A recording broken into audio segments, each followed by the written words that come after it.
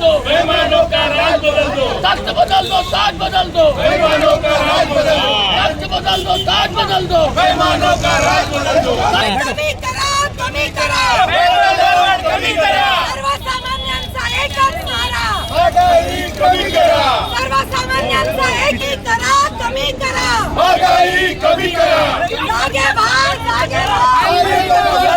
या सरकारचं करायचं काय? खाली डोकं वर पाय, अरे मोदी तेरा खेळ, सोने के भाव में बिकता तेल, अरे मोदी तेरा खेळ. सोने के भाव में बिकता तेल. दुचाकी आडवी करता करता ना अख्खी अर्थव्यवस्था आता आडवी झालेली आहे. लोकांचं बजेट फार अगदी खाली डोकं वर पाय झालंय आणि काय करायचं म्हणजे काय केल्यानंतर गव्हर्नमेंट ऐकेल हा एक मोठा संशोधनाचा विषय. कारण कसं असतं की झोपेचं सोंग घेतलेल्याला जागा नाही करतायत. माझ्या आधी खूप जण बोलली, त्याने सगळ्यांनी हेच सांगितलं गव्हर्नमेंट सर्वंट्सना 7वा आयोग 8वा आयोग असे आयोग असतात, पण जे ऍक्च्युली अगदीच हातावर पोट घेऊन जगतात त्यांची जी कमाई आहे ती आहे तिथेच आहे.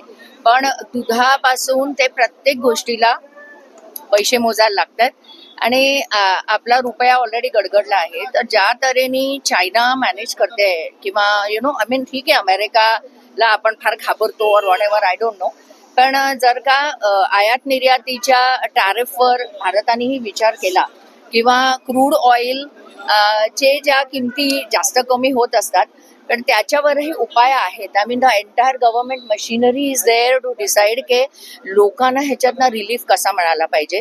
लाखो करोडो लोकांचं कर्ज माफ केलं, राईट ऑफ केलंय. मग म्हणजे ती लोक जे निघून जातात, पळून जातात देशाच्या बाहेर आरामात, त्यांना सगळी कर्ज माफ, सगळं माफ. पण बिचारी जनता जी कुठेही जाऊ नाही शकत, ह्यांच्या मारामध्येच आहे, तिने कुठे जायचं हा एकच प्रश्न आम्हाला पडलाय. आणि राष्ट्रवादी काँग्रेस शरद पवार गटाकडनं जागोजागी आंदोलनं होत आहेत, होतच राहतील. पूर्वी जे जे गॅस सिलेंडर घेऊन बोंबाबोंब करत होते काँग्रेस शासनामध्ये, त्या सगळ्या जणी आता कुठे गेलेल्या आहेत. काही इथूनच तिकडे गेल्या आहेत. पण मला वाटतं कुठेतरी थोडीशी एक माणुसकी म्हणा किंवा एक थोडंसं आपल्यामध्ये काहीतरी नीतिमत्ता असावी. जरी सरकार तुमचं असेल तरी महागाई झाली आहे हे खरं आहे, मग कोणीतरी बोला आहे याच्यावर. आपल्याकडे विधिमंडळामध्ये नुसतं वेगळंच काहीतरी चाललेलं असतं, संसदेबद्दल तर काही बोलूच नका. म्हणजे लोकांनी जायचं कुठे? मतं देऊनही जर तुम्हीच निवडून येणार असाल.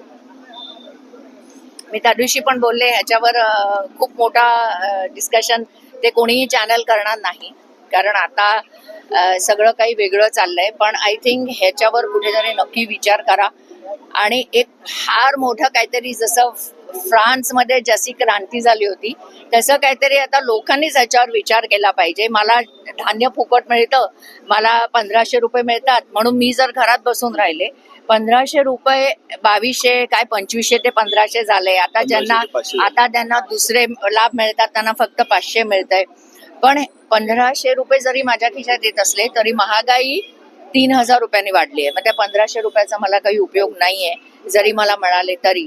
So it's our earnest appeal to the government or whoever is there at the helm, म्हणजे जे कोणी तिथे बसलेत, जे हे करू शकतात ते नक्की करा, याच्या आधी की देशामध्ये पूर्ण अराजक माजेल. कालच आम्ही एका ठिकाणी गेलो होतो, तिथे काही अल्पभूधारक शेतकरी होते. त्यांची परिस्थिती खूपच बिकट आहे.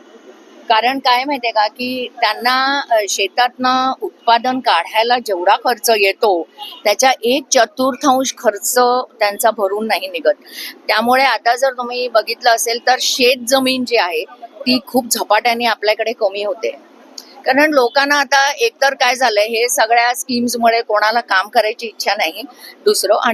आणि जे काय हे गव्हर्नमेंट सांगते ते फक्त ज्यांच्या खूपशी शेती आहे, बरेचसे शेकडो एकर, ते सस्टेन करू शकतात. पण जे कमी ज्यांची भूमी आहे ना त्यांना खूपच त्रासदायक आहे. आणि हे मी माझ्या मनचं म्हणत नाहीये. तर काल आम्हाला काही असे लोक भेटले होते पुण्यामध्ये, तर ज्यांनी हे सांगितलं की आमचे पण हाल खूप बेकार आहेत म्हणजे.